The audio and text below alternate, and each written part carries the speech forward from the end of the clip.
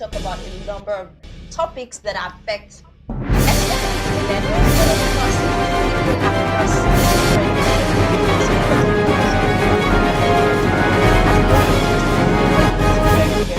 it's a very, very important that we should be talking about creating awareness and so some of the problems that we face is important. And I'm going to work on organization about what a million Nigerians currently experience mental health issues. And in fact, we are underserved in terms of having the number of psychiatrists who can service the population. We have just about 250 psychiatrists.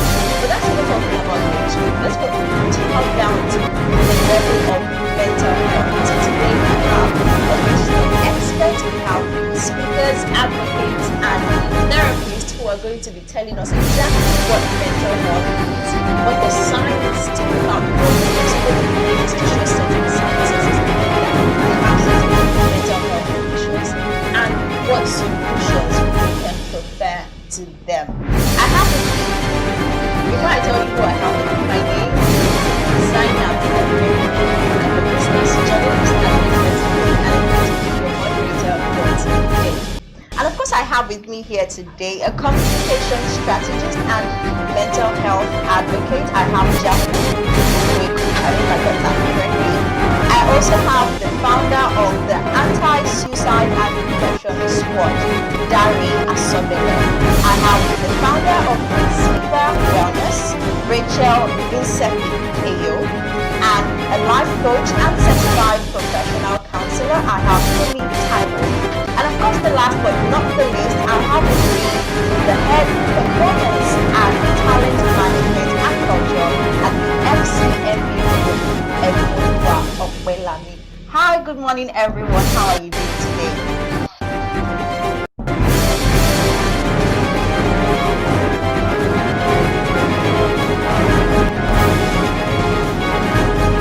Hi, good morning. You can go ahead.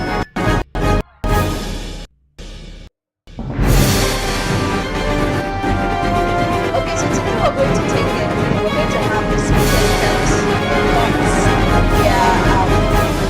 Share with us knowledge what exactly mental health is about, the science to look out for, and some of the solutions that we can prepare, both individually and with seek clinical help in terms of providing solutions to some mental health issues. So I'm going to take our speakers out and hi, Jackie, I hear because I'm ready.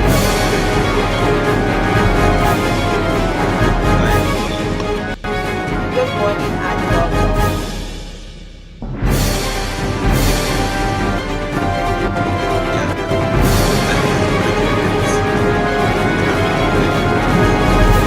Okay, but I can hear you.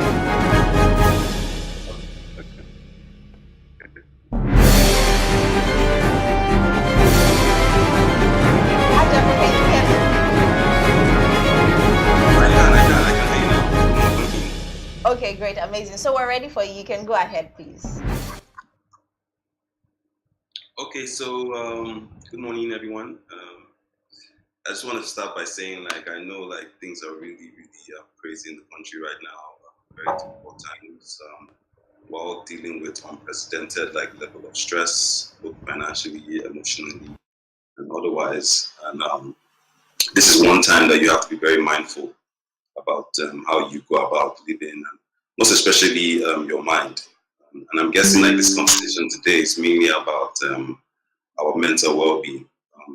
For me, as a communication person, I like to focus on the mental health from a more proactive perspective.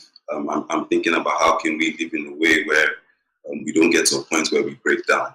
We don't get to a point where we need to seek external help. Obviously, there's no denying that there are the external factors that will lead to us seeking help. For me, I feel it's important that we cultivate different habits. I believe one of the most important things in this conversation for me is the importance of empathy. When we're having this conversation, we have to understand that like different people deal with stress in different ways. Different people are exposed to different level of stress and they react in different ways. So when you are dealing with people, you have to be mindful of that. We have to be kinder as a people. I think it's very important for us to show kindness. The way we speak to each other is very important. The language we use. One of the things that we see as well, like during our mental health advocacy work, is the language in around this conversation. There's a lot of language in that is a bit derogatory. There's a lot of languages that induces shame and puts people that would potentially need or seek help in a position where they are not comfortable enough to speak out because they'll be given like uncomfortable and unhealthy labels. So I think it's very important for us as a community and as a people to mind our languaging when it comes to discussing all these conversations. Even before we came on, Rachel was talking about how we have to get to a point where we can comfortably ask each other, how are you feeling? Do you know what I mean? Like, how is your mental health today? And I think we can only get to that point when, as a community, we have a better understanding of this conversation. I think it's very important for us to, the same way we focus on our physical health, for us to like focus on our mental health as well. Because some of the stats is really interesting, where you would hear that like 1 in or 9 in 10 physical health issues, when you dig deeper, there's a mental underlying issue that must have triggered something. So it's very important for us to stop seeing like this mental health conversation as something that's far-fetched, or stop seeing it as something that like doesn't affect everybody, or anybody that's involved in this conversation is somehow a lower citizen or someone that doesn't deserve any help. So I feel for me is in my own conversation, I want us to be more proactive. I'm very particular as well about focusing on this wellness conversation from a more holistic perspective, which involves getting as physically active as possible.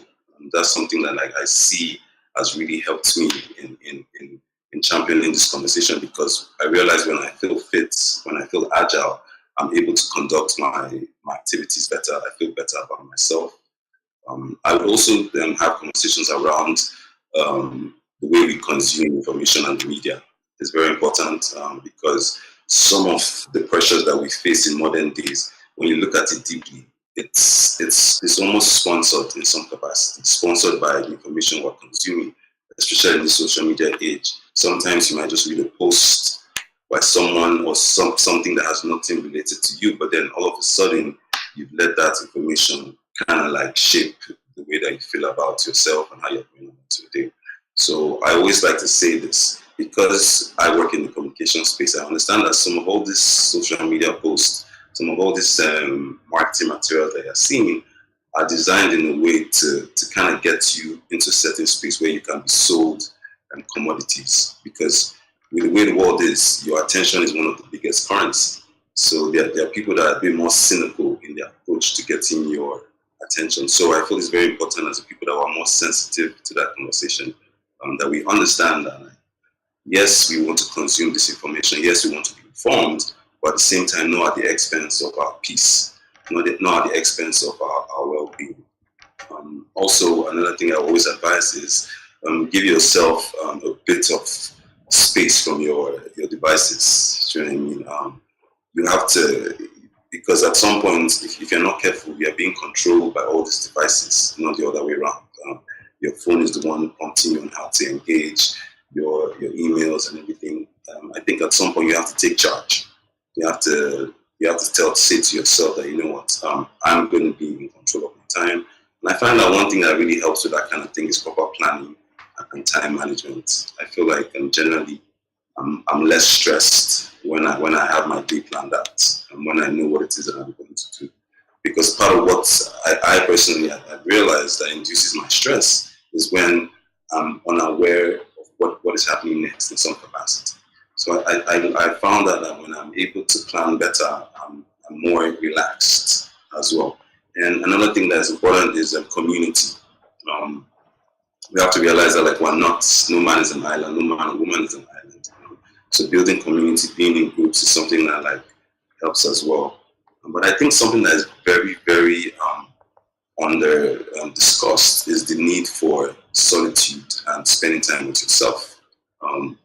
What that will do for you as an individual is to help you be more centered, because you realize with all this different information you're consuming, you're dragged in so many different directions. And it's only in spending time with yourself that you're able to realize what is really your interests, what you really enjoy doing. And eventually, things like that would help you feel more relaxed, help you feel better.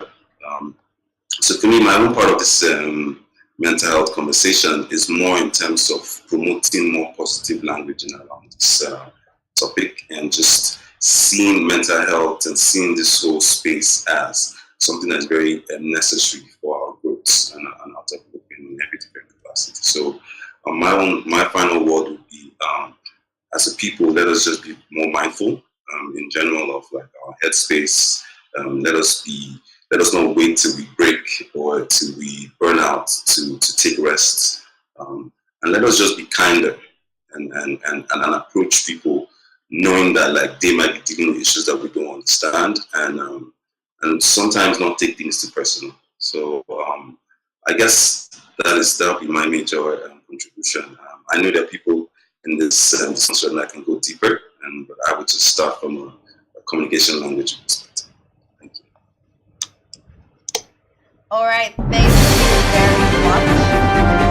Thank you so much. You know, one of the things that I found something that struck me from your submission, from your speech, was the fact that you sort of spend a lot of time with this, but you spend a lot of time with yourself, such that you are able to come to that sense of self-awareness. Know that your physical activity gets you in a particular state of mind. Being in a community helps you focus more. Being organized also helps you to understand and achieve better mental state. And I think that is something that everybody needs, because to feel in tune with yourself and what your emotions are. When you're feeling angry, that is why I'm feeling angry, not that you just feel emotion or just sort of work out the anger and everything, take it out of everything. So really interesting. Thank you so much, Japo. So I'm going to move next to the founder of Anti-Suicide and Depression Squad. Hi, Dari. How are you doing today? Thank you very much for joining us. So you can go ahead, please. What is mental health? What are the signs, and what has your experience been in ensuring that people come to a better state of awareness in terms of mental health? Everyone, just to confirm, can everyone hear me? Yes, I can hear you. Okay. So basically, I think I should just talk a little bit about ourselves, what we do, and I'll just go straight to the question. So basically, every 40 seconds, someone takes their life globally. And so every year you have 800,000 people dying by suicide, right? So in Nigeria, we have over 200 million. And we don't have up to 1,000 mental professionals, right? So what that means is that even if we had 1,000 people, 1,000 mental professionals, one person has to attend to about 200,000 people, which is impossible. So at our SARS, what we decided to do is just to have like a buffet of mental health solution, right? And just address brain mental health crisis, particularly around suicide and depression here in Nigeria. When we started, our goal was just simple, just to create a safe space for people that come for help without fear of judgment, right? Just provide mental health support that is accessible to everyone, especially those that feel like they don't have anyone to turn to. So we have like non-disclosure agreements that people sign. All kinds of people come there, and it's a safe space, right? So our work at ASAS just revolves around mental health awareness, intervention, advocacy, and then we also hold mental health trainings for organizations, whether they are schools, banks, religious institutions, just to help them better understand mental health and recognize the signs of distress in others, right?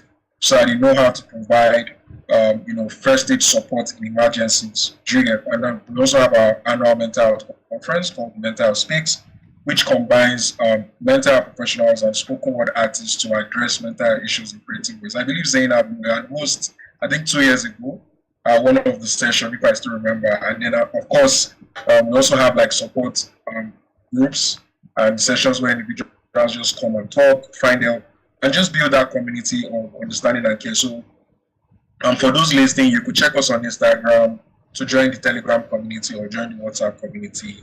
We do free mental health trainings every second Sunday by 2 p.m. to 4 p.m. free, where people can be able to benefit basically. So in the mental health space, just like Jacques said, and so many other people talk about, the idea is just for us to, keep pushing a world where mental health is not a taboo or a sign of weakness. Do you get what I'm saying? So with everything going on right now in Nigeria, ranging from economic hardship to societal pressures, many people are silently battling anxiety, thinking about what's going to happen next, what exactly are they going to do. A lot of people are depressed, and there are so many other mental health issues that are happening right now to so many people, and they don't have a safe space to talk about this.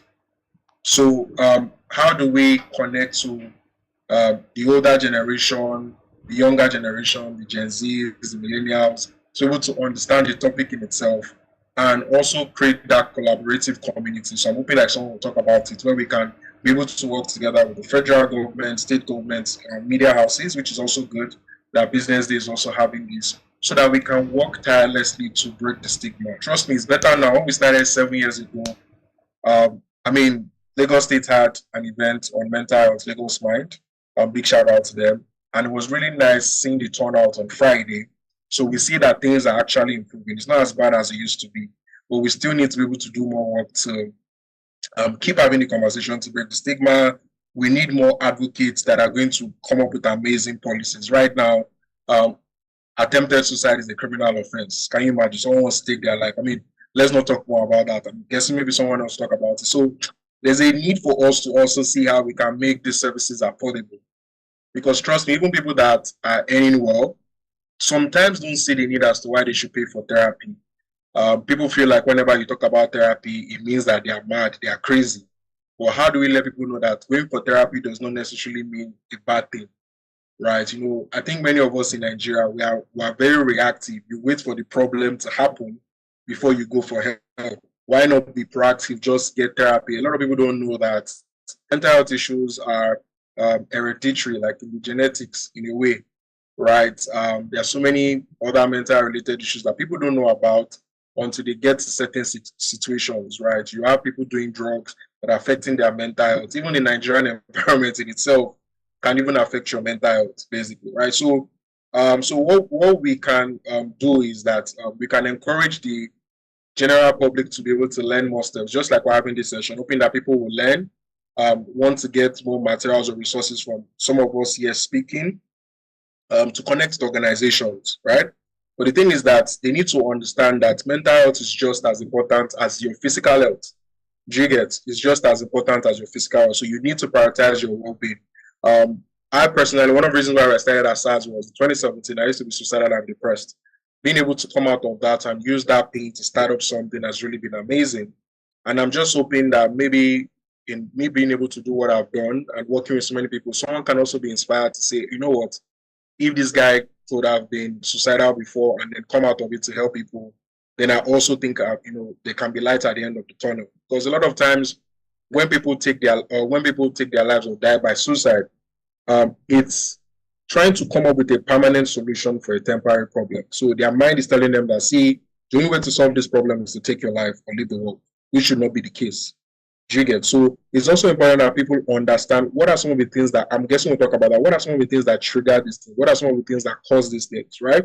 And so as simple as even taking break from work when you feel overwhelmed, right? Because there's this sufferhead mentality that we have in Nigeria can really go a long way. Talking to someone when you're feeling low, engaging in activities that can make you feel relaxed can really change the difference. The way you call happy hormones that are in our brains that are released when we do certain things, such as exercises, maybe you're swimming, spending time with a loved one, oxytocin, right? So the idea for us at ASAD is just encouraging everyone to educate themselves about mental health, right? What are some of the signs of mental distress, right? Can we have more conversations like this, which we already do, some of us? And I know most people are having these conversations. Can we talk openly about mental health without there being a stigma? Can we have safer spaces for people who are suffering in silence, right? So I know that when it's time for questions and answers, some people might not want to ask questions. They're out of fear of judgment, right? So is there a way they can reach out to be able to talk about things that might be bothering them? And also, as a wrap up, if you are listening or you know someone that is struggling with their mental health, please, I'm begging you, do not hesitate to seek professional help. whether it's a therapist, a counselor, or reaching out to any of the organizations or the call, including ASAD. We are offering support groups, counseling, immediate intervention when needed, right? So I know that with everything happening in Nigeria, the uncertainties, the struggle, I just want everybody to know that you are not alone. Like, everyone is feeling it. There's nobody that is not feeling it, right? So please do not take your life, and let's work together to break the stigma, spread awareness, and create a mentally healthier Nigeria. So yeah, so that will be it for me. Thank you. Wow, Dari, that felt like therapy. You know, I just felt like giving a very long sigh and beginning to pour my heart out to you, because really a lot is going on with a lot of people. But thank you very much. Yes, I remember moderating your panel session at ASAD, I think in 2023, and it was an eye-opener. You know, there were a lot of things that I learned that I did not even know about mental health at the time, and I think that that's quality work that you're doing, so well done. You know, I think that our next speaker, who is a lawyer, a counselor, and a mental health educator and social entrepreneur, would be able to say something more about attempted suicide being a crime, because you mentioned it and it sparked curiosity. Like, what do you mean attempted suicide is a crime? That's somebody who should be getting help rather than being crucified, or rather than being arrested for trying to take their own lives. So our next speaker is the founder of Ziva Wellness, a social enterprise established to provide mental health education, counseling, and resources to individuals, companies, non-governmental organizations, and community. Hi, Rachel. Good morning and welcome. Hi, good morning. Yes, can you hear me, please? Yes, I can hear you. So please, you know, remember to infuse that part of mental health being a crime. What does that mean? Thank you. Okay. Attempted suicide, I beg your pardon. Okay, awesome. Okay, thank you. All right, good morning, everyone. I'm excited to be here. Hi to everyone else speaking as well. So I'm just going to wear my mental health educator hat and my legal hat to just address some of the things that you mentioned. I think I'll just hop off first of all, and then I'll come to attempted suicide being a crime. I think I'll just hop off on what some of the things that Dari and Japo have said in terms of mental health. But me, every time I'm part of a conversation, or maybe I get the chance to speak to people, or we have a conversation about mental health, something that is very key for me is to make sure that we're leaving the conversation, first of all, even understanding what mental health is, because this phrase is thrown around, the words mental health is thrown around so much that some people think that they even know what it means. And then you hear phrases like, oh, it doesn't apply to me, or no, I don't have it. And, you know, the way Japo and Dari said, you know, your mental health is as important as your physical health. We need to always understand, first of all, what mental health is. And so mental health is your state of well-being at every given time. It's your state of psychological well-being at every given time, and it helps you determine how you make decisions, how you carry out tasks, how you're able to cope with the normal stresses of life. You know, I'm not talking about extreme stress now. So it's your state of mental well-being. It helps you realize your abilities, contribute to your community, learn well, work well, be productive. So everybody has a mental health. It's very important that we know that. And that's one of the first things that we usually stress whenever we're, you know, doing any mental health education at Ziva Wellness, that everybody has a mental health. And you'll be surprised when you ask people, do you have a mental health? Even in, you know, just to get a sense of, you know, people's perspectives on mental health. And so people will say, no, I don't, until you then define it. And so mental health is usually, you know, sort of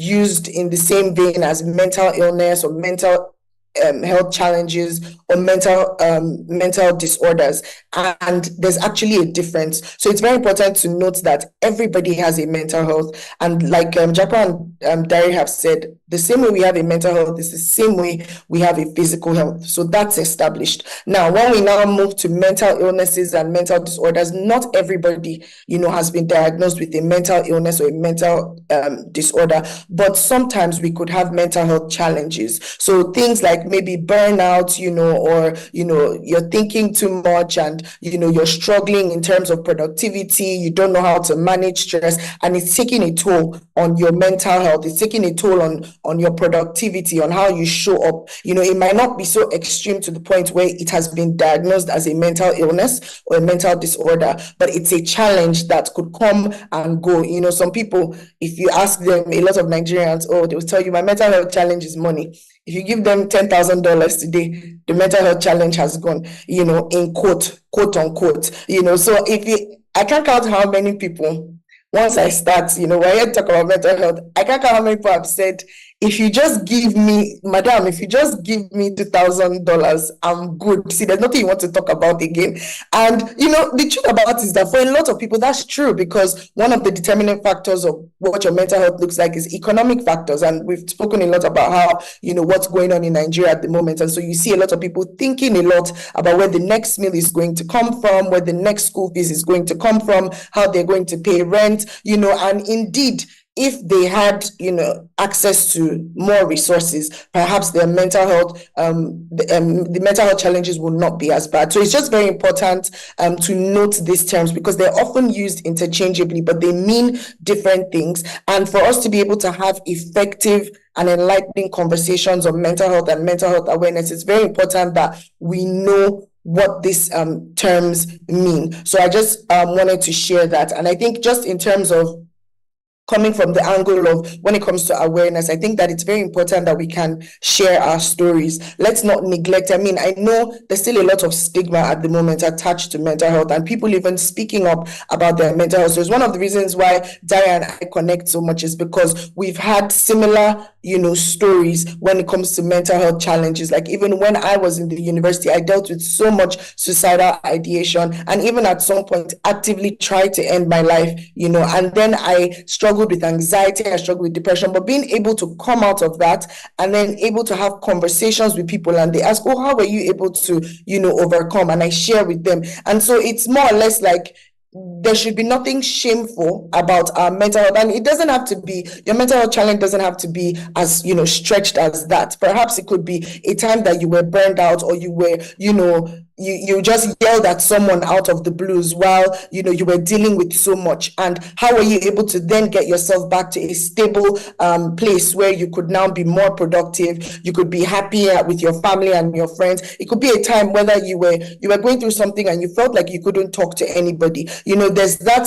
importance of sharing our stories. And if you don't have a story, maybe you have somebody close to you who has a story. We have social media, so you can use social media as a platform. I think this is one of the key ways that we can help to reduce stigma. And like we had said earlier, when we get to the place where we can ask, each other, how are you doing mentally? And somebody can just tell you, you know what, I'm not doing good today. There's so much on my mind. I feel like I'm about to explode. That's when we know that we're getting to a place where there's no stigma, attached to mental health. So I just wanted to highlight that importance when it comes to mental health, awareness of sharing your story and using different platforms to be able to speak about your story, or somebody that to help other people. I can't count how many times people have shared their stories, and somebody will probably comment and say, I was about to give up on life, but just because you shared this and I see that you're still standing, I feel like, I can live to try again. So it's very important that we do that.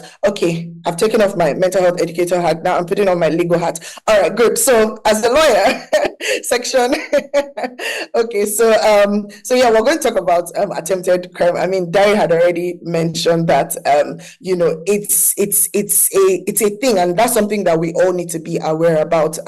Attempted suicide, is a crime currently in Nigeria, in the criminal code, in the penal code. I think it's section 321 or so. Yes, section 327 of the criminal code and section 231 of the penal code. It criminalizes attempted suicide. So what that means is that if you're so depressed, you're going through anxiety, you feel like, it's over for me, I just want to go and jump off a bridge, quite literally. And then you get to the bridge, and then for whatever reason, maybe there's something in your spirit telling you, don't jump off. And maybe you about to come back over so that you don't jump off because maybe you remembered your kids or your family or whatever, and then the authorities come and get you. So rather than them saying, oh wow, this person was going through this, let's take them to somewhere where they can get some help, or what is the issue, immediately you'll be carted away, arrested, and then you'll go and be tried in court for attempted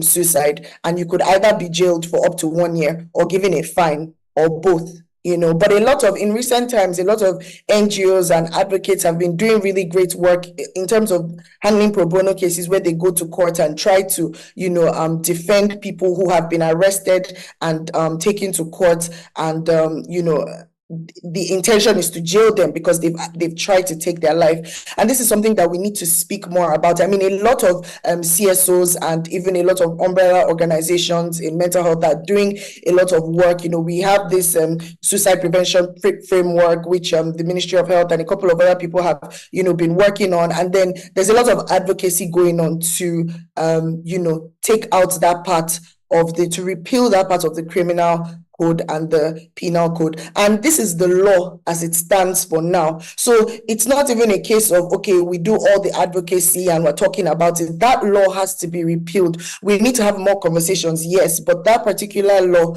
has to be amended and repealed and taken out, and a lot of all these are laws that we have were passed down from colonial, governments, maybe like the British government, and they have by far even, reviewed all their mental health laws or anything in their laws that have to do with, mental health challenges or arresting people for attempting to die by suicide. And just to point out that that's the appropriate phrase.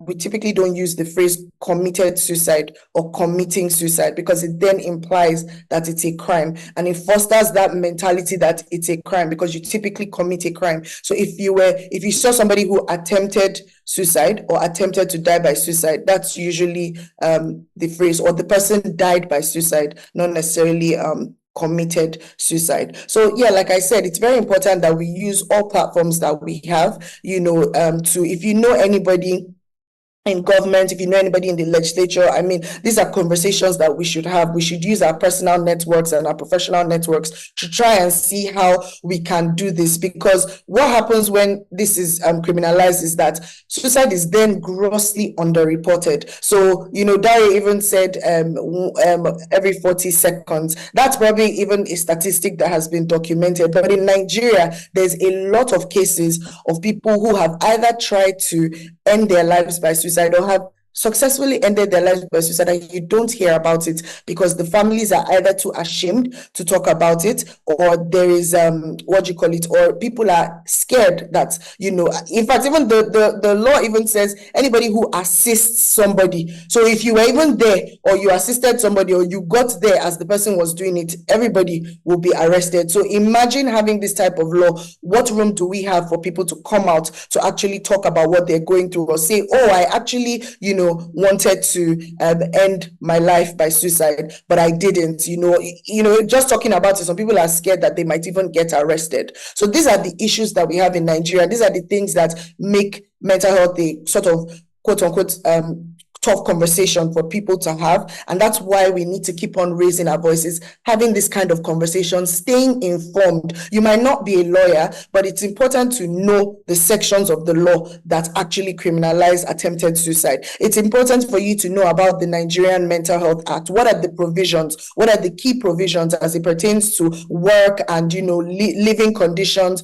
discrimination, non-stigmatization? When was it passed? Who was it passed by? It's important to stay abreast of these things because, I mean, when you have that information, then you can be armed with knowledge and what to do about it and how to take practical steps. So I hope this has been helpful. Like I said, I think it's important that we first of all know what mental health is and how different it is from mental illnesses, disorders, or mental health challenges, and the importance of just using our voices and our personal stories or stories of people that we know to be able to encourage more open and honest conversations on mental health, and just the importance of knowing certain things in our law, because these are key frameworks that shape the way the society runs when it comes to mental health and mental health challenges. So I hope that has been helpful. Thank you very much. Thank you very much, Rachel. Thank you so much for giving us that distinction between mental health disorder, and mental health illnesses, because it's actually very important to know that everybody has a mental health, but not everybody has a mental health disorder or a mental health illness at the time, right? And I mean, of course, some people, most people, many people would have mental health challenges that they can then come out from when they seek the right kind of help.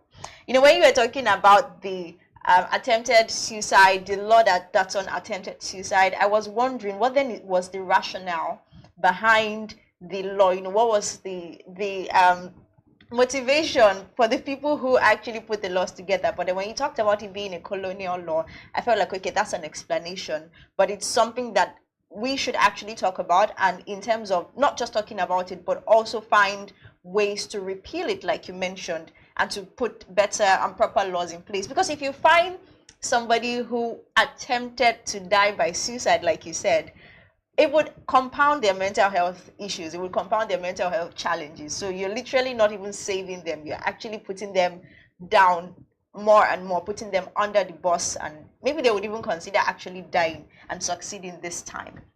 So thank you so much, Rachel.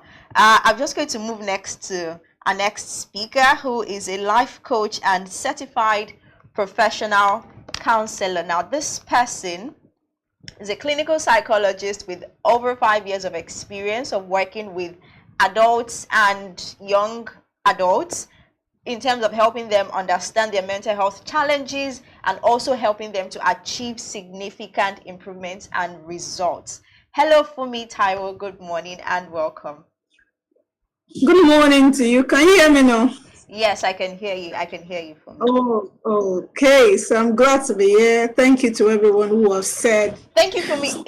In your submission, you know, in your speech, I sort of want you to highlight counseling as a way to come out of mental health challenges that people might be experiencing. So please go ahead. Thank you. All right. Thank you so much. Yeah. So thank you for having me. And it's exciting to be here. And I appreciated everyone who had gone ahead of me, talking about an aspect of mental health or the other. We cannot actually exhaust the concept mental health. It's so broad. Yeah. And I must commend BusinessDay Nigeria for putting this together, because I know sometimes some people are benefiting right away. Sometimes some persons are going to lay their hands on this resource and it's going to help them a great day. So I'm just going to speak like a so a lawyer has spoken, an advocate for suicide has spoken. So I'm going to speak like a professional counselor now. So that might make me go a bit into textbook definition and definition from practice. So I hope we'll be able to get one or two things from what I have to say. So according to WHO, mental health is a state of well-being in which an individual realizes his or her abilities, can cope with normal stresses of life, can work productively, can contribute to his or her community. So anytime any part of these listings are missing, we can say the person in question is having challenges. Like we have said, it's not necessarily they are healed, they are mentally healed. It could be a challenge they have. So you and I, we know what we can do. I had Elizabeth talking about Rachel rather, talking about wearing the cap off. You know what you can do. You know your onions. That's a good mental health there. You know, can cope with normal stresses. A couple of us have been struggling with glitches and all, coming in and coming out. You know that as little as that is, some persons could give up on this program and they log on. They are just not ready for it because of the stress it's bringing to them. So, and then working productively, yeah, whenever mental issues people are going through is impairing their functionality, there's a need for attention. And then contributing to our environment. This is like contributing to our environment. I don't know what business they had in the Huffing, but I know this is just our beat. As busy as we could be, This is our bid to contribute to the wellness, the general wellness of the nation by coming out here, every speaker. So that's a means and a way of contributing to our community. So in my own word, based on practice, now what is mental health? Because I know another issue that we all have about mental health. Mental health is a concept that sometimes it's difficult to break down. When you just say mental health, people that have not to even touch mental health as a topic, they say my mental health is suffering. What is mental health? What is mental health? So mental health, simply put, is actually, the way you think and feel, how they affect your relationship with yourself, with others, and with the whole world. So I'll take that again for emphasis purpose. The way you think and you feel. So if I feel that I'm not up to people who are here, I can start stuttering immediately. If that thought enters my head and I feel inferior to everyone that is on this esteemed podium, and then I start stuttering immediately, and somebody feels like she's not up to this, why do you give it to her? It's a thought, not because I don't have what it takes. So it's how what you think and how you feel affect your relationship with yourself, how you're perceiving yourself, affect your relationship with the world. Rachel, I saw Rachel the other time. I said, why are you so fine? Like, why are you so fine? I'm just kidding though. Yeah, but you're a beautiful woman, Rachel.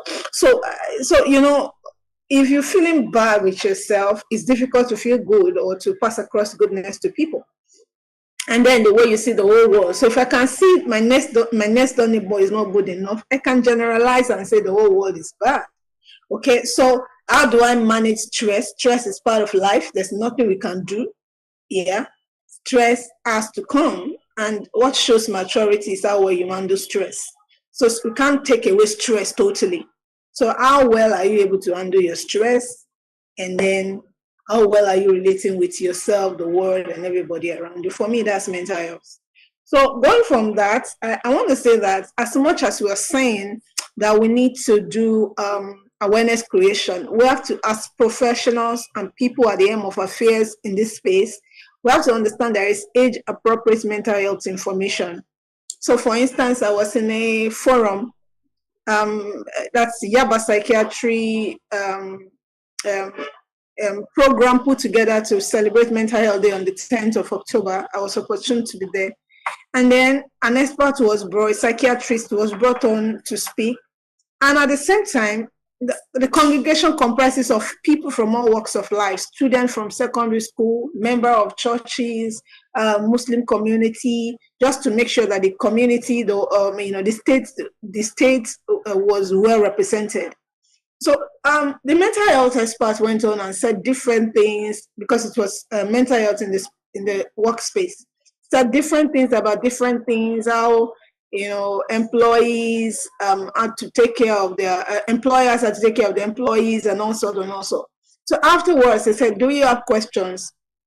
And a student stood up and he said, "I have a question. Why do we do so much assignments in Nigeria? In abroad, they don't do so much assignments, and they are doing fine. Why is it that teachers are not?" So it has to be put straight that, guy, you have to work hard.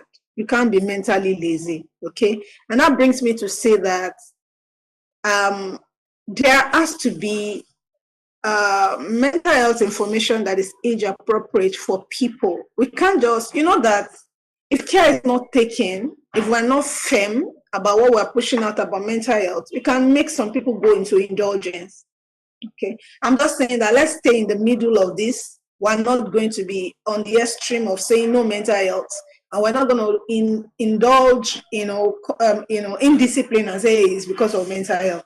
So thank God people were around to say to the boy that, no, that's not what we're talking about. You have to work hard. You don't know what they do abroad. Their school systems are more, intense than whatever you can think about. So don't talk about what you don't know. And then we have to attend to the boy appropriately. So anyone who has brain has mental health. So 0 to 9 can be categorized as children. And mental health in that space will be to the parenting. Yeah. And 10 to 19, we can say they are adolescents, and then, they have their challenges, there's a mental health that goes with them, because a lot of changes are taking place at that point. It requires a lot of understanding. So the expertise requires that information that will be deployed or that will be given now to be commensurate to the need of such an individual. And I will talk about young adults, maybe 19 to 25, and then adults. So, mental health, let me pick on the young adults now. Okay, in physiology, as a clinical psychologist that I am, permits me to bring this in. In physiology, the brain of an individual has two parts categorically. There are different parts, but for the purpose of this conversation, so I won't take us into a lot of scientific terminologies. So we can divide the brain into two parts: the limbic system, which is the part of the brain, and the frontal lobe, which is the front of the brain. Now, everybody grows their brain from the back to the front. So the back part is where we have the survival instinct. It's where we have, curiosity. Risky behaviors is very, rampant when this that part of the brain is fully formed, or is forming. That's why you see young people would take some decisions to be like seriously, don't you realize if you jump from that hop, you may likely die? But the part that does executive function in the front is not fully developed. So a mental health information for someone who is an adolescent or young adult is about mentoring. It's about somebody who is smart and willing to take you and holding you and crossing you to the over, despite all the challenges and changes you will have in your body, in the society, and all of that. So I believe if mental health information is age appropriate, it's going to go a long way. All right. Having said that,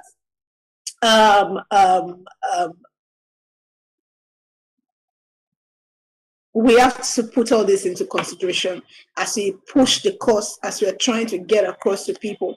So I'll go to my next point that says that importance of mental health awareness. A lot has been said about it, and I commend every point that's been put into place in this conversation. So when we are about mental awareness, really, mental health awareness, really, it will reduce stigma because we will all be educated. Parents will be educated. They will not just be saying that it's hormones rushing in the brain of their children. They will know a lot of things are happening. It's happening in the brain, it's happening in the body, it's happening in the society. Expectations are there. So it cannot be just one-sided. If you give mental health training to just children or young people or young adults, not involving the society, like the governments, like the policies making, not involving the parents, it cannot balance. So the awareness is going to reduce stigma. It's going to encourage early intervention. Some, like we are saying, mental health challenges does not necessarily have to be mental health illness, but if it's not attended to on time, usually it becomes mental health. You'll see people skewed in a certain way and you're wondering, why are you like this? Because when the signs were there at the beginning, nobody was paying attention. Everybody was going about making money. Everybody was going about doing life. So mental health doesn't just jump on people. Somebody is just feeling suicidal. How? Where did we start from? All right, so it encourages early intervention and then it promotes supportive environments. So if I know what you're going through, do you know that when stress comes to the table on the plate of a young person, it feels like Russia invading Ukraine in their mind. But an adult has been there, we say, okay, so why are you doing it that way? This is what it is. And their fears are laid and they're fine. Because it all starts from having less resources than the presentation or challenges of life that present itself to one. And then you can't figure it out. And then you are lost. And then you are coping somehow. And then you are sad. And then we're thinking of suicidal ideation or whatever, depression or anxiety or whatever the case may be. So prevalence told us 1 in 7 people globally, 1 in 7 young people, young adults are going through mental health disorder, not challenges. So it's actually huge. It's huge, and that's why what we are doing is right on the way. We are doing what is correct. So what are the impacts of mental health issues? it can lead to significant difference and distress. It can impair daily functioning. That's a big deal.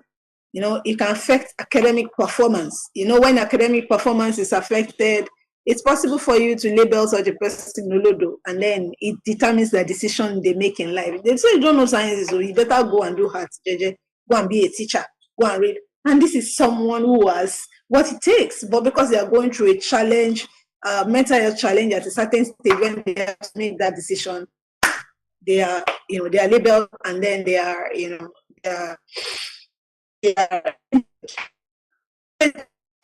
relationship.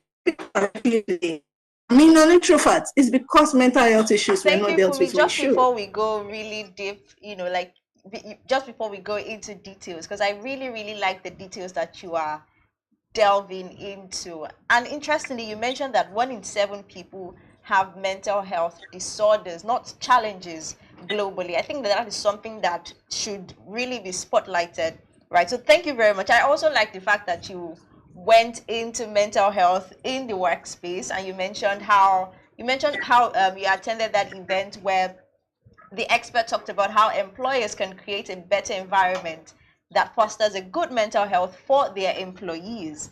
And I'm excited about that because, our next speaker is the head of performance and talent management and culture at FCMB Group.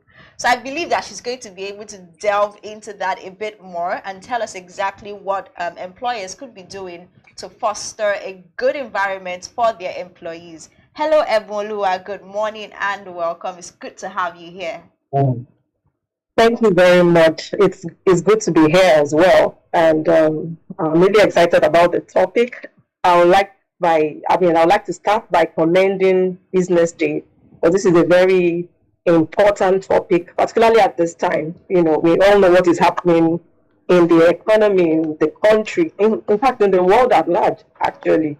So there's no better time than now to have this discussion about mental health.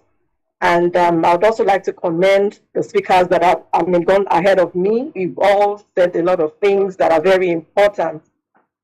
Just like Fumi just said now, she went as the clinical psychologist, enlightening us about what exactly mental health is and what we can do and all of that. So I'll be coming from the angle of speaking to it in the workplace. And I'm mindful of my time. I think I have about 5 minutes. So I've tried to structure the discussion into three parts. The first is awareness, which a lot of us have already spoken about. What exactly is mental health? And several definitions have been given already. So I'll just keep it concise to say it affects our psychological, emotional, and social well-being. Anything that affects those 3 areas, or those 3 areas are what make up our mental well-being, and once any part is affected, then we either have challenges or disorders, or as the case may be. So first of all is the awareness, even in the workplace. Let people know what exactly mental health is, so that we can pay attention to it. Just like a lot of speakers have said, if we are physically ill, we are not going to neglect or ignore how we feel. The same way it is for the mental health. Nobody should ignore their mental health. Know what it is. Anything that affects your emotions, affects you psychologically and even socially. You don't feel like a part of the place. You're somewhere now, but you feel belittled, or you feel you don't belong. Those kind of things can lead to mental health challenges. And even when we talk about the psychological, a lot of things play in this space, right from even relationships, which is something every one of us can relate with, So maybe if it's relationship with just a casual friend or your significant other and any other person can lead to mental health. And when we look at all of this and the workplace, the workplace is a platform where several people come together to achieve a goal, a common purpose. But when these people are not well, then how can we achieve this common goal? So that's why the awareness is very important. And when we leave awareness to education, so yes, I'm aware of what mental health is, right? But what do we do when we have challenges, or what do we do to ensure that we don't even have these challenges? right? From the place of, workplace or organizational perspective, a lot of organizations have done a lot in this regard, right? From mentoring, because like Fumi mentioned, people get mentally stressed when they don't know what to do. You are in a particular stage of life, right? You've found a challenge and you don't even know how to navigate that particular challenge. But there are people who are ahead of you, who have been there, who can guide you. And that's why in the organization, we look at mentoring. Okay, how do people who are ahead of you can help you navigate the same challenges they have they faced and gallantly, successfully overcome? How can they, direct you or point you in the right direction? So one way is the mentoring. And again, when we talk about education, right, like I said, there are three major aspects that form the mental health: the emotional, the psychological, and the social. So speaking of the emotional, you agree that there's been a lot of training on emotional intelligence. Understand what it is, be self-aware. Because when you talk about emotional intelligence, it's not even only about how you interact with other people. It starts with yourself, being self-aware. How do I feel this morning? Why do I feel the way I feel? And what can I do? So that's why we talk about self-awareness, self-regulation, and self-management. So when we understand the way we feel part time and what leads to that feeling and what we can do to overcome or channel that feeling in the right direction, we then begin to act better. We then begin to overcome challenges in a better way. Because a speaker already spoke to this earlier. A lot of people are, one major reason why people have mental health issues is financial. So the reason why you're in the organization is to overcome that challenge or not to get into that stress. But when you're there and you're not able to be productive and earn, what gives you the financial freedom or stability, then there's a challenge. So what do you do to ensure that this doesn't happen to you? So like I highlighted two things already as part of what a lot of organizations, and of course even in my own organizations, have done is mentoring. But apart from mentoring, we also even go to the extent of engaging the services of professional psychologists or counselors who can help people. Because what we found is that it's not even the workplace that triggers these mental health issues. This is based on facts now, based on feedback from various sessions we've had. A lot of them come from what we face in the home front, socially. And then we bring it into the workplace and we're not able to function optimally, and if care is not taken, you may even lose that financial stability, which is another trigger, and that's another level of emotional challenge that you go through. So back to what the organizations are doing. I've talked about mentoring, being able to get older ones to guide the younger ones in the right direction in terms of what to do. So maybe you have a target to meet, for instance, and you're not able to meet them, but somebody who is higher there in the organization can guide you to say, oh, do A, B, C, D. That can overcome that challenge. And also I talked about the engagement of professional counselors and psychologists as the case may be. And again, we try to foster, team bonding. The essence of the team bonding is to help people engage and interact, just build relationships basically, because we spend more time in the workplace than at home, and during the week at least. So it's important that the people you work with, you have a good relationship with them. There are several things we also do, even up to the body system. The body system is about when you come into the organization newly, we understand the fact that it's almost like you're in a new country without a map sometimes. So how do you ensure that you navigate correctly and in a way that helps you thrive in the organization. That's the essence of the body system.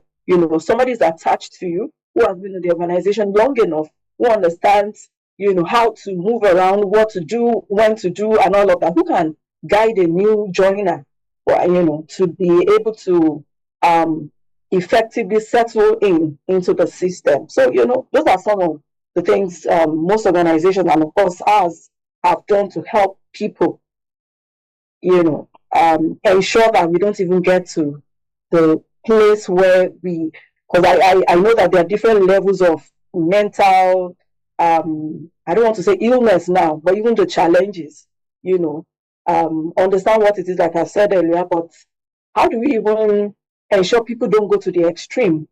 Right from the fact, you're saying somebody who is always very moody. They don't interact with people. They just come in, sit on their space. Being empathic enough to say, "Oh, what's wrong? How are you?" Just be the first to engage. I think that's one thing we need to do more of. I think we're even good here in Nigeria, because a lot of other developed countries, people tend to mind their own business. In fact, if you pry into other people's space, they might see it as offensive. But I mean, that's one good thing for us here in the side of the world. But I think we can even do much more of that. Being able to check up on people. "Oh, I didn't see you yesterday. Oh, you didn't come for this meeting. I hope all is well." And we don't just jump into conclusion to say, "Oh, this one is always very late. What's wrong with you?" By the time we are empathic and we're able to speak to people, understand what the challenge is, somebody just sharing their own story, like a couple of people have said here today, can help another navigate a challenge. So yeah, basically, it's a very important topic, like I already said, and it's one that a lot of effort is being put in place. Maybe before now, it was wrongly defined, or people didn't really understand what mental health is about, and that was why there was a lot of stigma. People take it to the extreme and feel, "Oh, once you mention mental health challenge, it means that it's a psychiatric issue," and nobody wants to own up to say, "Oh, I have a psychiatric issue," so that I don't get stigmatized and people don't avoid me. Because people with mental health challenges are not illness now, need attention.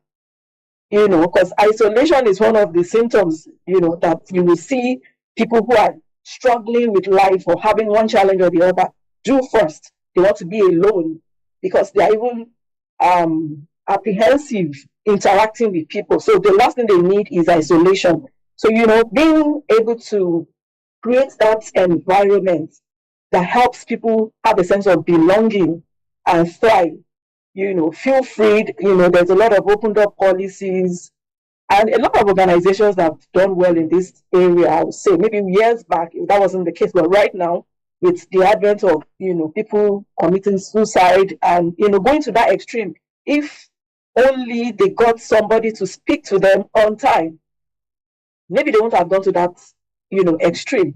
So everything we can do to ensure that people don't get into the extreme end of mental health challenges is what we always, by all means, ensure we put in place. So yes, I think I've spent 5 minutes, yes, so that I don't take too much, but it's a discussion that would always be ongoing. And well done again to BusinessDay for this platform. You. And well done to the speakers who are doing a lot of work around this area, from Rachel to Dare.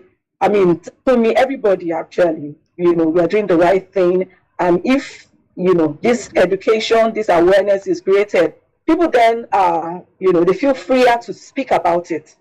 I have a challenge. I don't think I'm the only one that is going through it. When I see that, oh, somebody else has gone through this and I've overcome the challenge, then it's easier, for me to step out, to speak about it, because this is life and death matter, really. If somebody can attempt suicide just because of a thought, and that's another thing.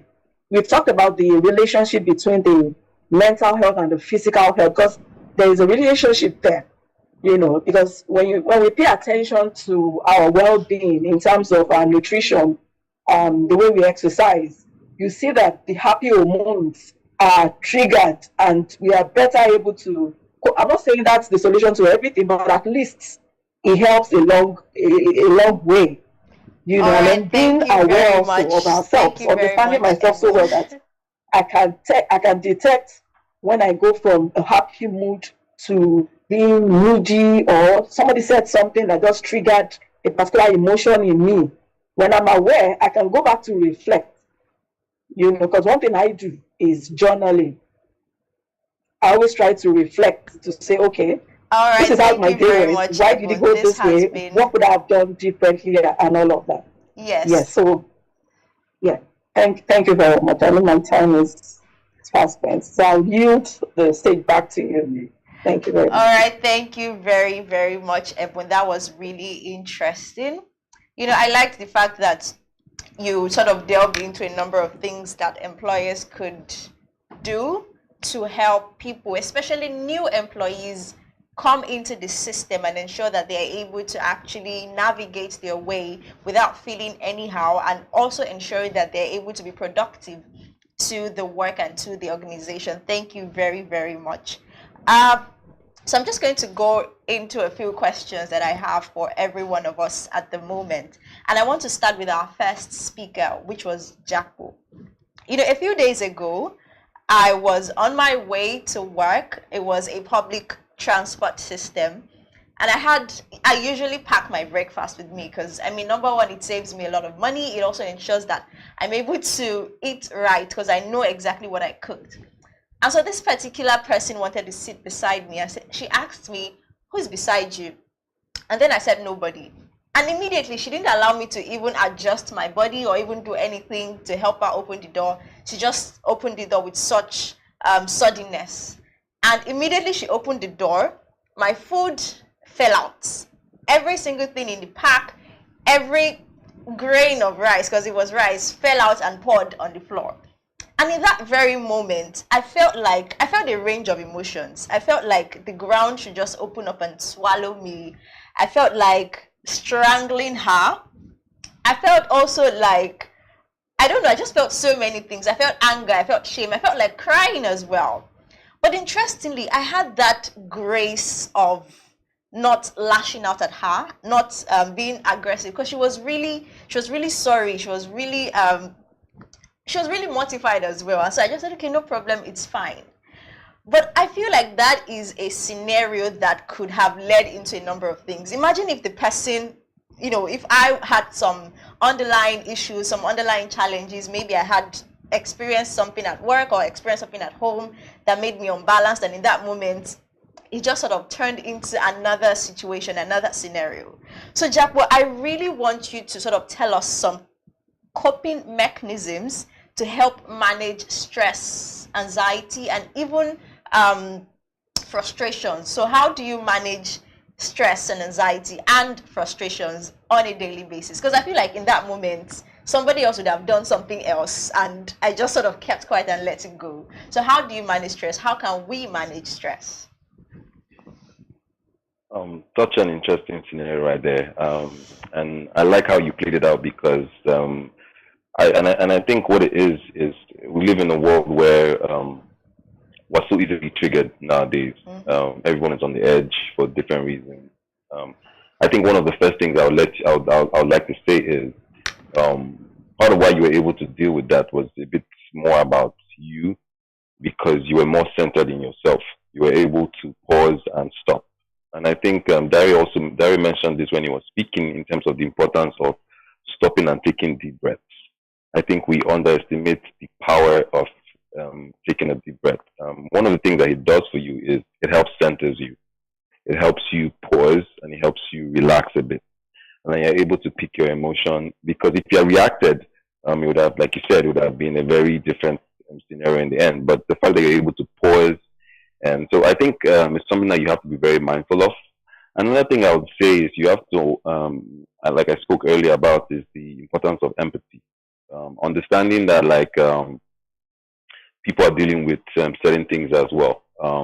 The person in question, our reaction or the way that she went about things might be due to some underlying thing that she's facing. She might be dealing with stress on the home front or work or whatever capacity that she's dealing with, and our reaction to you has nothing to do with you. And I think when you start to accept that, you tend to be free of people's reactions, and because people would always be triggered, people will always do things, and you have to come to a place where you're not pulled by every single emotion that you are faced with. If not, you just be like a yo-yo, where anywhere that you're dragged, you move. So I feel like there's a need for, which some of the speakers have spoken about this, there's a very great need for self-awareness. I think it's very important for us to spend time with ourselves, and find outlets. Part of what would help you is if you are able to, because if you don't process your emotions or you don't find outlets, all these emotions are stored in. And what will happen when there's a trigger is you would explode. So what I would suggest as well is the need for finding expressive outlets. Someone like me, I do some writing, and I find that is very therapeutic for me. One of the speakers also spoke about the importance of journaling. I like to adopt this approach called the gratitude journal, where at the end of the day, at the end of my day, I'm looking for, I'm writing down the list of things that I'm grateful for, and I see that what that does for me, it sends me to bed a bit grateful, and I wake up in the morning, going about my day looking for more things to be grateful for, because sometimes it's a question of predisposition. So if you're the kind of person that you're just, because of how you're wired, of how you process information, you're just looking for some reason to be triggered, you would always find those opportunities. But if you're on the flip side, your predisposition is looking for opportunities to be grateful, and you will find the beauty in our everyday life, regardless of the stresses, because you can't control the factors happening around you. You can't control the economy, you can't control how people around you behave, but you can always control how you react or respond. And I think that for sure is very key is physical exercises. I think that is something that is very important as well, because your body is like your vehicle. If you're not able to move your vehicle, you feel a certain level of, you feel a bit stranded. So immobility is one of the major issues that people face. So I feel like exercises, doing some stretching is very good as well. My always advice, being deliberate about what kind of information you consume, right? It's nice to be informed, it's nice to read the news, it's nice to know what is happening. However, it's also important for you to realize there's some sort of information that when you realize that it triggers you, try and avoid them. I always use this example in terms of my life because I'm a very big football fan, and I'm a Manchester United fan. And right now, Manchester United is not doing well. And I realize that, like, every time I see a news article for them, I'm triggered. So what do I do now is, like, I avoid every time he plays and they have a defeat. I just mute all the conversations and channels that would affect me. Because at the end of the day, I've realized that it's my headspace. I have to be intentional, I have to be deliberate, and I have to take responsibility and accountability for it. Another thing that I would suggest as well is being in groups and being in communities. And what that does for you is it gives you, because we're social animals and social creatures, like we seek in some capacity, whether we like it or not, some level of external validation or some level of belongingness. So being in community helps feel and satisfy that craving that we innately have. So being a part of communities where there are shared interests, where you can grow, learn, and network is also very key. Just to add, in terms of like work and business, one of the things that really stresses people is a lack of awareness and understanding of the space that they're working in. Also, one of the speakers spoke about the need to, when you come into new spaces, do your research, learn what it is, because I find that when you're more informed and more aware, you're able to make like better decisions, you're able to feel more comfortable, feel more relaxed. And generally, I just think another thing that people underestimate the importance of is kindness. Kindness in terms of, there's something that someone said to me that really shocked me some years ago. He talked about how kindness is felt by three people, right? Kindness is felt by the person that's receiving the kindness, in terms of feeling that someone cares about you and showing you love. And there's also a certain level of fulfillment for the person, like being kind to someone else. And in terms of, and there's a warmness that you feel when you're kind to someone. And there's the third person, the people that witness it and observe it. They can just watch some level of kindness. You know that feeling where you see someone do something nice and you're like, oh, and it just triggers some positive emotions in you. So I feel like generally, kindness is something that like I would always advise, for sure. But then in general, as a people, I think culturally we have to learn generally how to have better conversations with ourselves. I think part of one of the issues that we deal with in Nigeria is we are very wary about asking questions and getting feedback. So there's a lot of assumption in the way that we live as a people. I think if we are able to have more open and honest conversations, in general, we'll be able to live freer. We'll be able to even like engage in more productive capacity. And I feel like some of the issues that we're facing in terms of how we engage with each other will be better. So I don't know if I've answered your question, but yeah, that's what I have to say about it. Yes, yes, yes. Thank you very much, Japu. Really, really important coping mechanisms that you highlighted, especially the part about being kind. There's this way that being gracious, being very kind, yes, to people, it warms your heart. It opens up your heart to many things, and you even begin to see things from a different perspective, and the anger sort of dissipates as well. So thank you very much. So I'd like to move quickly over to, I think I want to skip a bit to Rachel and then, come back to Dari. So Rachel, when you were speaking, you talked about having ways of coming out of your suicidal thoughts, coming out of your mental health challenges that you had at the time, and sharing that with people. So I want you to sort of tell us, how were you able to come out of that time of your life, and people experiencing such things that you probably experienced, how can they as well come out of it? And then once you're done, we'll come back to Dari. Okay, thank you.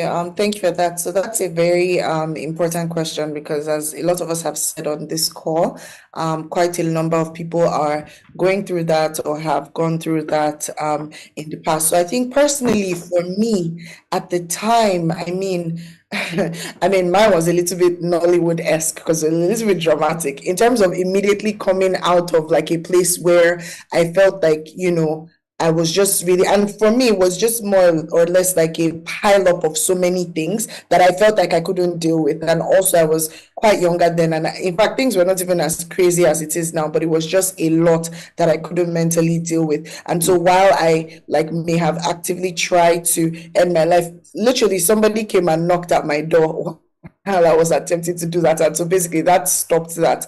And then I think it was that thing of, I think it was Dari that said nobody truly wants to maybe end their lives. Nobody really wants to just be depressed all day. Nobody wants to be anxious every time, wondering what next to do. So I think as I came out of that immediate solution, one of the major things that had really helped me throughout the years was using positive affirmations.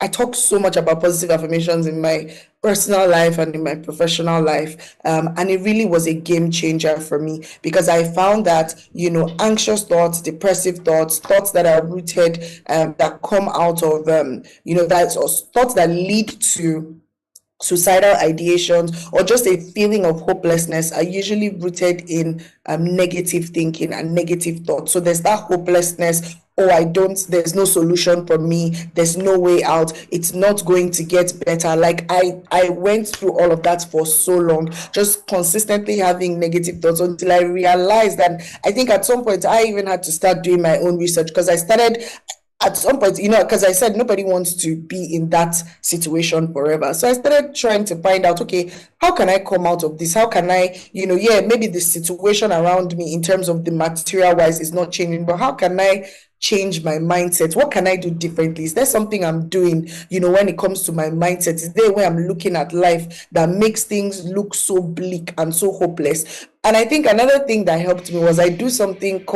I call it people gazing. It's where I'm in a car, for example, and I'm not pressing my phone, and the car is driving by. Maybe it's a road trip or it's literally just in town. And I look at people on the road and I imagine, it just happens in like couple of seconds, I imagine what life looks like through their eyes. But then I stare at them and for so long, and I wonder, what has this person been through? Where are they coming from? Did they always grow up here? I do it a lot, and I found that when I would travel to certain places, and maybe it was for tourism or for something, and I'll go into some of these villages that have no internet, no whatever, and I'll see little children or teenage children playing, and they're so happy. The joy, it's not even happiness, the joy on their faces and in their spirits, like they're like dirty, playing in the rain. And I realized that it was more or less a perspective on life. The children or the teenagers or even the young people they're probably not going to school. They're probably living in what you will call poor living conditions. They probably don't have everything. Maybe they ate once that day and that's all that's going to happen. But you could just see the joy on their faces. And so I knew that, I think it was my encounter with this type of situations that made me realize that it's not about how much money. It's so easy for everybody to say yes, it's about money, and that's why I'm anxious and I'm depressed. A lot of people are still going through mental health challenges with 5 billion sitting in their account, and I know the usual response I get to this is, let me have the money first. But it made me realize that there's a way that you can actually look at life, a perspective or a mindset that you can adopt that can actually shift the way you show up. It can shift your thoughts, it can shift your thinking patterns, it can shift the way you approach challenges. When you have a roadblock here, or you lose your job, or you're looking for a job, what other, it's about the mindset. That's why the mind is so important, because you can have all the roadblocks in the world, but if you're constantly trying to push through, looking for alternative situations, then it helps. So for me, I started writing down, positive affirmations on sticky notes. I always have sticky notes around me. Like I literally have one on my table now. I always have sticky notes around me, and I'm writing down, even if it's something like, today is going to be a great day. I can, or I can do all things. I'm a believer, and I really, and that's another point, I really harnessed in on my faith and my relationship with God. So if I write something, and I can say, today is going to be a great day, or I am blessed, God has blessed me.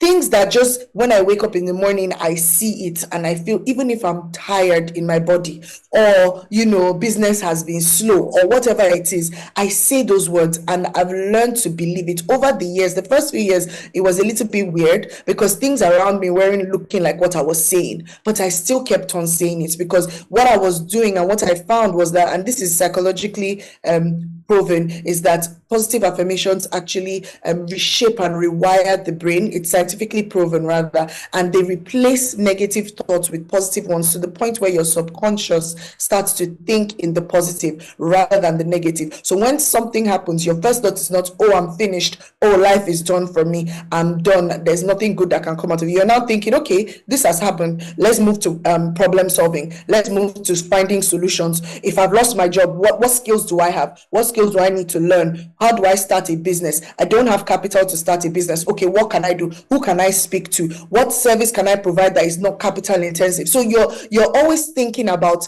how to make life better, and your perspective is not limited to your circumstances. So your mindset rises above your personal experiences, your trauma from the past, any issues that you're dealing with, and so you're not easily triggered, you're not easily moved. And so that really helped me. Positive affirmations, I spent so much time talking about it because for me it was a game changer. I literally started a business because of that. And at first a lot of people were like, affirmation cards, affirmation calendars, who would really? A lot of Nigerians are like, look, like just by using affirmation cards or calendars, it really helped. And I think a couple of other ones have already been touched. Journaling helped me, and I think faith as well. And just to tie that in like 30 seconds, there's really that intersection between faith and spirituality and mental health. And so when you're able to find a stable ground where you can grow in your faith, it also affects your mental well-being. So these were just things that were able to help me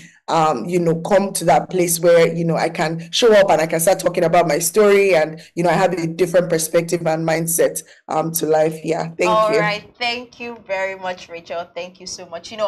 The part where you talked about rewiring and reworking your mindset, just sort of putting your brain on a different path than it normally was. So instead of thinking of the bad things, instead of thinking of, oh, the doom part of the situation, you're thinking of what to do, how to solve it, and you're essentially problem solving oriented, if that's a word I could actually use. So thank you so much. Now back to you, Daria. I sort of wanted Rachel to tell us how she came out of that, so that you can tell us how we can support individuals struggling with suicidal thoughts. So this is coming from a perspective of somebody who is on the outside. Say my friend is going through these things. You know, we have this propensity for saying, oh, don't worry, you'll be fine. But in essence, what if we come back to the next day and they've killed themselves? So what could that friend do in that situation where your friend is sort of pouring their heart out to you? How can we support people with suicidal thoughts? Okay. To be honest, I think the first thing that everyone has to do is get mental health education, right? You need to be able to know more about mental health, because the truth is, there's a difference. I mean, one of the hard lessons I've had to learn is there's a difference between wanting to help and having the capacity to help, right? So imagine if I posted a picture now and said, oh, there's a baby that has cancer, how many people want to help? Everybody's on the help, I hope. But if I said the treatment of that child was $2 million, not everyone might have $2 million to give to help this person, right?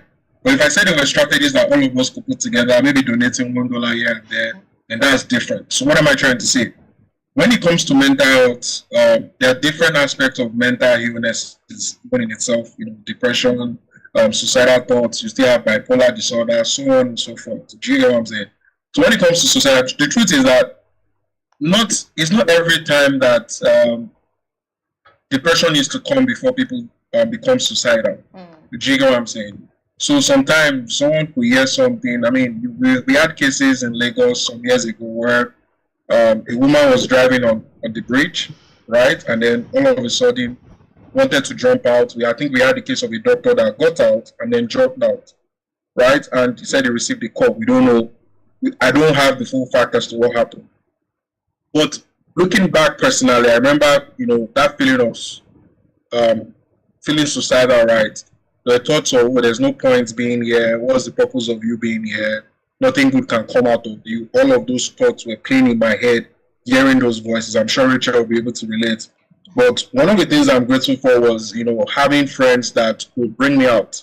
Even if it was a short while, you know, you go out, you're happy, you're excited. When I go back inside, it's like that sadness just comes back. Do you get? So what I would say is that I know in Abuja there's an helpline, right? I know Lagos State just unveiled some helplines. I don't know about other states. So I would say let's take advantage of these helplines in Lagos and Abuja. I would also say that people should use resources in ASAD or money or other mental health organizations. I know they have free counselors or mental health first aiders. So we have in ASAD where you could reach out to a bunch of numbers. I could send that to Esther. Maybe they could post. You could reach out to these people. These people have been trained. So those are some of the things we can do. Like I said, get trained. So you could train to become a mental health first aider. Do you get what I'm saying? Not everybody might be able to afford therapy. And you can't even blame the therapist. With this economy, not everybody wants to do free stuff. Trust me. Like right now, everyone is looking for money. So let's not say the therapists are wicked. You know, want to be able to pay for their service, basically. Right? So if organizations, maybe BusinessDay can even pay for therapy sessions for people, or maybe you know someone that is suicidal or depressed, you could personally pay for therapy session. Don't feel entitled, right? Or you think, oh, because they're therapists, they should help. Oh, this is what they start. This is what they are using to feed their families, right? So you could learn to become a mental health first aider. You could pay for therapy sessions for people that you see that might find themselves in this situation. You could also go for, I know a lot of HMOs, right? Like Reliance, right? They have therapists on their platform. You could reach out to someone, you could make a recommendation. If your HMO covers this free, you can use this, right? Support groups. You could go for support groups. Encourage someone to go for support groups. We have confidential support groups. I don't know other organizations that have been, so it could be virtual, right? There are apps, there are mental health apps that people could use just to learn. And if you're listening, you're the one that's suicide, I'm just saying, that thought, it's a permanent solution for a temporary problem. Because one thing I've come to understand is that everyone is searching for clarity. And so that suicidal thought is just telling you, this thing cannot work out. You are useless, you are done for, right? Or you just don't see the need. Like, the realities of life might have hit you in so many ways that you're like, man, there's no point. But I'm sure there are people out there that have gone through worse that you can look up to get that inspiration to see that there's a reason why you should still push. Also, get educated. During that period, I made sure I had friends that I could rant to. And some of the things I went through were some of the things that involved some of the ideas and solutions in ASADs. I remember that I felt comfortable talking to random strangers, hence the introduction of mental health first aiders. The idea of having random people, strangers that don't know you, that you could talk about what was bothering you and you'd not be afraid that they will use it against you. Do you get what I'm saying? Because the truth is that I'm not going to tell you just talk to anyone. This requires skill sets. Case in point, growing up from the church, I'm Christian, and we had counseling sessions. I was never comfortable using those sessions. Why? Because I would hear gist about people's family as a result that they went to these sessions. Do you get what I'm saying? Like, it wasn't a safe space. Do you get it? So you need people that have the right techniques, they have the right approach. Now, when it comes to suicidal thoughts, you need to follow up. You can't just talk to someone once and then let the person go. One of the incidences we had to deal with, I think it was 2018, was a girl was tweeting that she was going to take her life by 8:30 p.m. and everybody thought it was a joke. Lo and behold, she took her life by that time. We couldn't track her. So there's a need for you to constantly follow up, right? Follow up with this person, check up on the person, take the person out, because for sometimes to get to that suicidal state, especially if it comes through depression. So depression is gradual loss of interest in certain things you will do for at least a minimum period of 2 weeks or more. You notice someone stops doing this, all of a sudden they're giving out their new clothes, they're giving out items, they are making statements as, oh, what are some of the ways one would die? They are playing around with death. In their statements, everything, what if I die, this is this. Such statements are being used. You know that that's a red flag. Do you get what I'm saying? So you also want to be able to provide an enabling environment for them so that they are not judged, right? I would also say collaborate with other organizations. I'm a very big fan of collaboration. We can't solve all of this problem alone. 100 years before you and I came into this world, these issues existed. 100 years after, we'll still be there.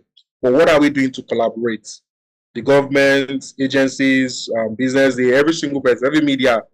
This conversation now, it's good that we're having it today, but can we have it more often? Not just once a year, not just twice a year, because these are things that are really serious. A lot of times, people can't do things because their head is messed up, right? Allow me to use that language. They're not just in a good place. Do you get what I'm saying? Also, digital and in-person outreach. This is a form of digital outreach. Hoping that people watching now, watching later, are inspired to do something. For those of you that don't know my background, I'm a lawyer. I'm currently a project manager in healthcare space, right? And I deal with oncology. So I set up like cancer centers across Nigeria and Africa. That's what I do. But I'm also the founder of a mental health organization, right? And I work with those that give that service. So don't feel like, well, I need to be a therapist, I need to be a psychologist before you do. Please, you do get all of those certifications if you have to. But I'm just letting you know that there are little things you can do in your own space. As this was in WhatsApp status, posting encouraging videos, making videos, posting flyers, and also giving people that confidentiality and safety space. Are you someone that someone talks to you, next thing you're talking about it to someone else, you're posting it online, right? And just give that encouraging, supportive environment. There was something you said at the beginning that after I spoke, you felt comfortable, like you could start sharing about things that were bothering you. It took techniques, years to learn these skills, right? So I'm someone that I know how to engage people. I didn't learn it overnight. So how do you become that person where people feel comfortable sharing with you? Also, you need to be careful. Everybody carries energy as well. So those are things we need to consider. So yeah, thank you. All right, thank you very much, Dari. Really, really very cogent points that you put out. Having that community of people whom you can open up to is also very important. Getting mental health education, I felt like that was something that everybody should take note of, because you can want to help, you probably really want to help, but you may not have the capacity to help them. And if you do try to help in that situation, you may be doing more harm than good. So getting that education is really important. Also getting trained on mental health first aid. I really liked that part as well. And I'm so glad that you mentioned the part of therapy, because I was just going to ask Fumi how individuals can access affordable mental health resources. So if you could just sort of point us to helplines that people could call when they have such issues, I'd really be glad. Fumi, are you with us?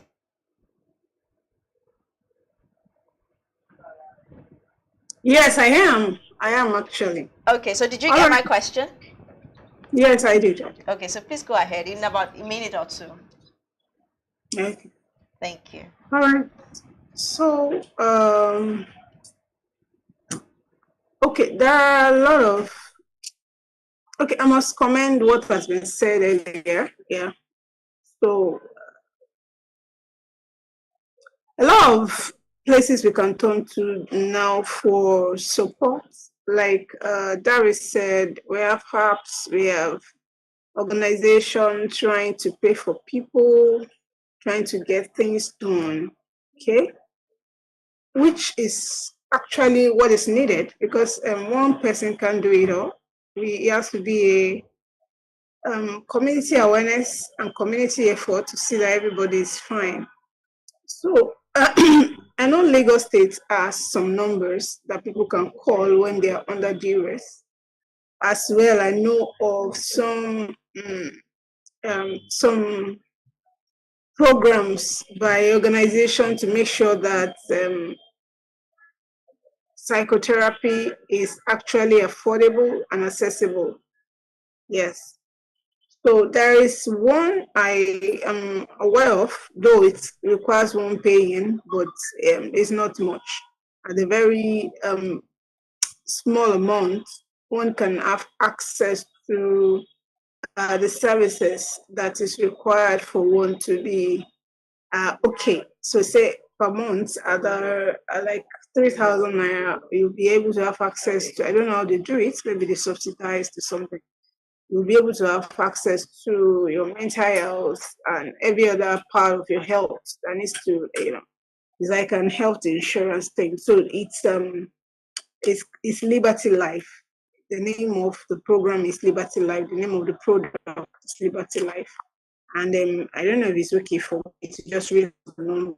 So 347 1 star 347 star 180 01 hash. I believe if that is reached out to, so let me say it again for emphasis purposes, star 347 star 180 star 01 hash. If one reach out, they will be able to give better information on what to be done. I know of Blue Room Care as well at the very affordable. Blue Room Care is an app at a very affordable amount. One will be able to access these services, and then it promises to deliver on its promises every time because they are using professional. I don't know how they go about getting them doing what they need to do, despite that the money being paid is very affordable because a lot of people want touch therapy. Why? Because maybe it's not really culturally acceptable around there, except for to hope it's better. And at the same time, because of big money, they will call. But some persons are leveraging. Some persons are, they are being intermediary now. Maybe they are shouldering the big amount so that everybody that needs it will be able to afford it. So I mentioned two programs that people can leverage on. Liberty Life is like an health insurance thing, but it's very, very affordable and it will afford you all the services that you may require. And as well, I mentioned Blue Room Care. I know they do good services at a very, very small cost. And as well, there is an organization I work with that was Olama Care Foundation. What they even do is that people come in for free to do psychotherapy. That's by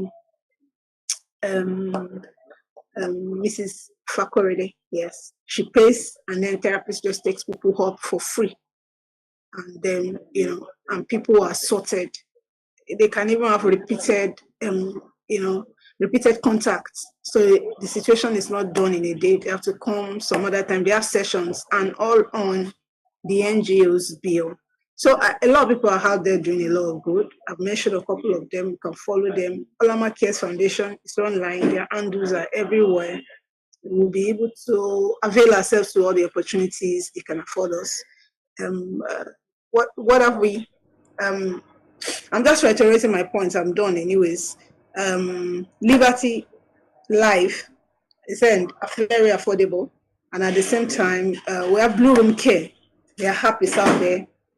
Get good services at the very affordable. Thank you very much. All right, thank you very, very much, Fumi. Thank you so much for, telling us all of those organizations and foundation that offers sometimes free services, but also, of course, subsidized services, because I think that's important for a number of people.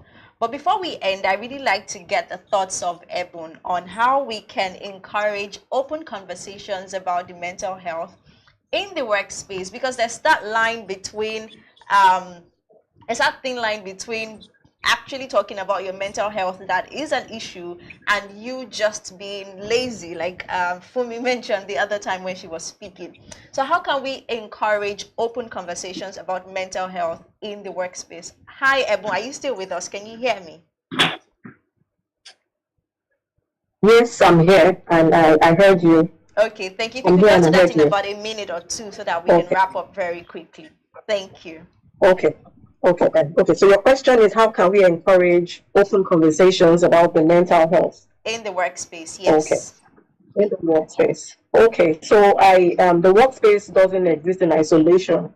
We're all aware of what is happening around us. We hear about people trying to, especially here in Lagos, people trying to jump into the Third Mainland Bridge, and several things come to everyone's attention. So we're aware of that, and the organization doesn't just look the other way when we hear such things. They are part of what even informs some of the activities that we organize, and that's from HR perspective now. So one way is there are several sessions we have. So what in my own organization, there is a particular day of the week where we do knowledge sharing. And it's part of what we discuss. This topic has come up a couple of times because we tend to look at what is happening in the society and what is relevant per time. So that's one way. Listening, of course, what happens in the economy affects how we do business and how we're able to make profits. So same thing, we need to also be aware of what is happening to the people that help us make these profits. How do all of these things affect people? And those are topical issues we come up with from time to time. So I'm saying that mental health also is being very, some subjects that a lot of people have become aware of. And yes, organizations speak about it. So like I said, we had a day of the week where we do knowledge sharing, and this topic has been addressed a couple of times. We even do emails to people just to let them be aware, some of the symptoms. If you feel this way, feel free, up to even engaging professional counselors that speak to people. So we have what we call dial counselor in my own organization. So those are various ways we've tried to make it okay for people to talk about. Feel free to open up and talk about it, because it's a real issue and it's something that shouldn't be brushed aside. So thank you. I yield back to you. All right, thank you. Yes, I can hear you, Edwin. Thank you very much for sort of spotlighting how organizations can ensure that mental health issues are not a taboo in the workspace. So sort of spotlighting the issues, spotlighting the topic and talking about it amongst people, encouraging them to talk, to be open about it, to talk to other people in case, people that they trust, because Dari said something about not just talking to anybody who's going to carry your gist in quotes. So thank you so much, everybody. Thank you so much, our speakers and esteemed experts, for your time, your efforts, and sharing your knowledge with every single one of us here today. Thank you so much as well for coming on Business Day to share your knowledge, yes, of course, and your expertise. Thank you so much. I'm sure that we can connect with you. For example, we can connect with Assets on social media, I think on Instagram and on LinkedIn, if you please. We can also connect with Ziva Wellness. That's Rachel, who is the founder of Ziva Wellness, and of course Fumi Taiwo as well, so that in case you have any need to go back to them, you can easily just reach out to them via social media and they would definitely give you a response. Once again, I am Zainab Aderomu, and it has been a wonderful pleasure moderating this session, getting the thoughts around mental health awareness and driving the conversation around it. Until another edition, I say have a wonderful day. Thank you.